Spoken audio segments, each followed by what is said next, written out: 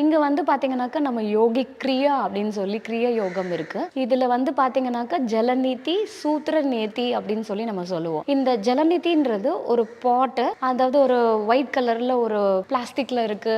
மூக்கு சொம்பெல்லாம் அந்த காலத்துல ஏன் இருந்துச்சுன்னு சொல்லி நீங்க ஆராய்ஞ்சு பார்த்தீங்கன்னா தெரியும். நம்மளுடைய முன்னோர்கள் வந்து அந்த காலத்துல நம்மளுடைய நாசிகள வந்து சுத்தம் செய்யறது, நம்மளுடைய குடல் சுத்தம் செய்யறது, நம்மளுடைய ஜீரண மண்டலத்தையே சுத்தம் செய்யறதுக்காக நிறைய எளிமையான வழிமுறைகள்லாம் இருக்குது. அதுதான் நம்ம யோகி கிரியத்தில் வந்து இந்த மாதிரி நம்ம வாரத்தில் ஒரு நாளாவது நம்மளுடைய இன்டர்னல் பாடியை கிளென்ஸ் பண்ணுறதுக்கு நம்ம வந்து கண்டிப்பாக இதை பண்ணணும். அதில் இந்த ஜலநிதின்றது வந்து என்னென்னா நம்மளுடைய நேசல் கேவிட்டிங்கில் வந்து கிளென்ஸ் பண்ணுறதுக்காக பண்ணுறது.